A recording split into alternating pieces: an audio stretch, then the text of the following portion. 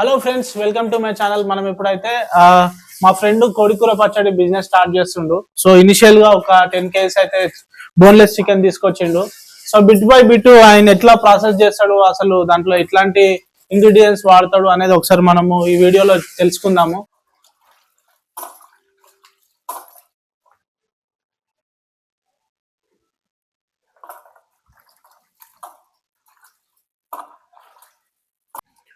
So మంచిగా ఇట్లా chicken అయితే 2-3 సార్లు మంచిగా కడుక్కొని వేరే దాంట్లోకి అయితే తీసుకుంటున్నారు.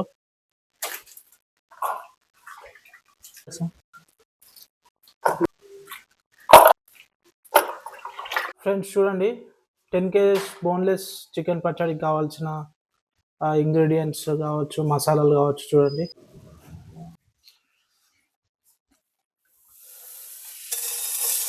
సో ఫస్ట్ అయితే ఇట్లా మసాలాలు మొత్తము 10 కిలోలకు కావాల్సిన మసాలాలు ఇట్లా ఫ్రై చేసుకోవాలి. ధనియాలు, ఓకే,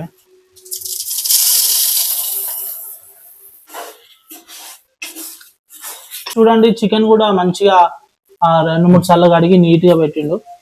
సో చూడండి, 5 స్పూన్స్ చికెన్ ఫస్ట్ మొత్తం ఇట్లా టర్మరిక్ వేసుకొని ఇట్లా మంచి గార్నిష్ చేసుకుంటుండు. ఇప్పుడు ఆగు. మంచి హైజీనిక్ గా ఉన్నది అనడానికి మంచి ఉదాహరణ చూడండి, అతని చేతికి కూడా గ్లౌజెస్ పెట్టుకుండు. సో ఇట్లా పచ్చడి అనేది ఇట్లా నీట్ గా చేస్తేనే మనకు ఎక్కువ రోజులు అనేది ఉంటది అండ్ ఫంగస్ కి ఇట్లా రాకుండా హైజీనిక్ గా ఉంటది. సో చాలా చోట్ల చేస్తారు కానీ నీట్నెస్ అనేది మెయింటైన్ చేయరు ఫ్రెండ్స్. మన దగ్గర అన్ని హైజీనిక్ గా ఉంటాయి. సో సాల్ట్ కూడా పసుపు వేసిండు, సాల్ట్ వేసిండు. సో ఫస్ట్ ముక్కలకు ఇట్లా సాల్ట్ పసుపు వేసి మంచిగా ఇదంతా కడుక్కోవడానిక ఎట్లా అన్నట్టు కడగడానిక ఇది ముక్కలకు పట్టడానికి, ముక్కలకు మంచిగా సాల్ట్ అండ్ ఈ పసుపు కూడా పట్టడానికి ఇట్లా వేసుకొని ఇట్లా మొత్తం మిక్సీ చేసుకోవాలి బాగా. ఇట్లా మంచిగా ఉప్పు పసుపు మంచిగా పట్టింది అనుకో, పికిల్ కూడా బాగా టేస్టీగా ఉంటది. చలో షురు అయిపోయింది పచ్చడి మేకింగ్ ప్రాసెస్. అయితే మనకు డేక్షన్ అయితే పెట్టేసిండు స్టవ్ మీద. సో చూద్దాం ఇక. Without oil anything. Okay, without oil ఈ పీసెస్ అనేసి వేసుకోవాలా? ఓకే,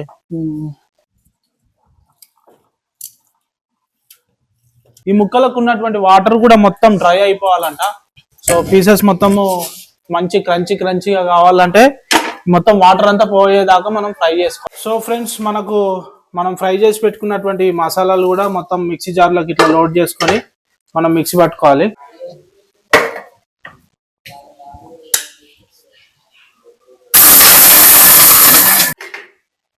సో మంచిగా పౌడర్ అయితే అయిపోయింది, మసాలా పౌడర్.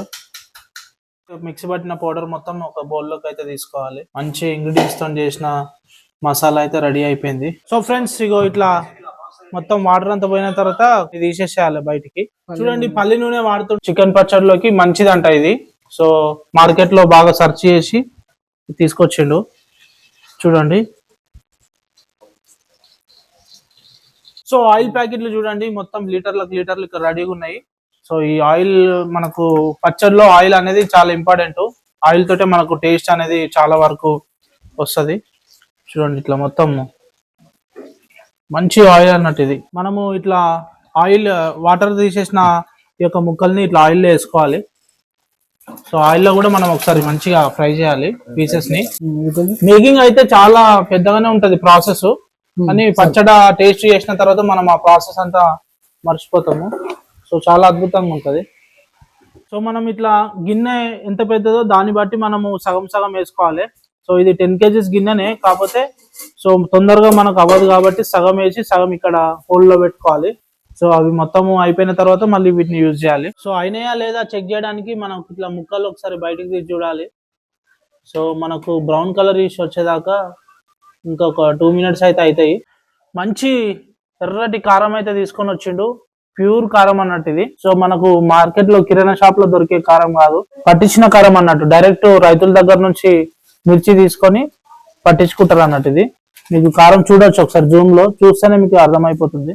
సో ఎర్రగా కారంలో మనకు ఉప్పు కూడా కలుపుతుండ్రు, ఎందుకంటే ఒక్కొక్కరు ఒక్కొక్క రకంగా ప్రాసెస్ చేస్తారు. అందరు డైరెక్ట్ చేస్తారు చాలా మంది అయితే. సో మనోడు మాత్రం ఉప్పు కారం 2 మిక్సీ చేసుకొని టేస్ట్ చూసి ఇంకెంత పడుతుంది ఎంత అని ఒకసారి చెక్ చేసుకొని వేస్తాడు. వాళ్ళ కొత్త నేర్చుకునే వాళ్ళు ఉన్నట్టయితే ఈ పద్ధతి పాటించండి. ఒకసారి చెక్ చేసుకొని వేసుకోండి, ఇట్లా మిక్సీ వేసుకొని.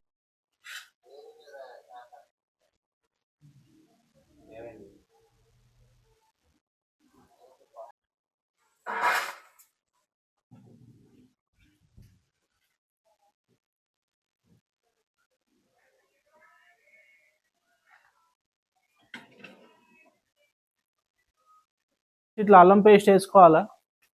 మనము అల్లం పేస్ట్ బాగా ఫ్రై అయిన తర్వాత మనము మాల్ మసాలా అన్నీ వేసుకోవాలి. అల్లం పేస్ట్ వేసుకున్న తర్వాత మనం ఇట్లా ఫ్రై చేసుకున్నటువంటి చికెన్ పీసెస్ని అయితే ఇట్లా వేసేసుకోవాలి.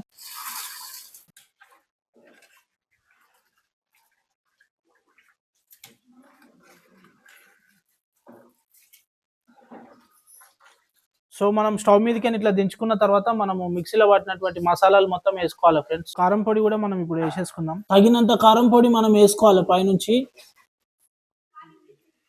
సో చూడండి ఫ్రెండ్స్, ఇప్పుడైతే మనకు చికెన్ పచ్చడి ఆల్మోస్ట్ రెడీ అయిపోయింది.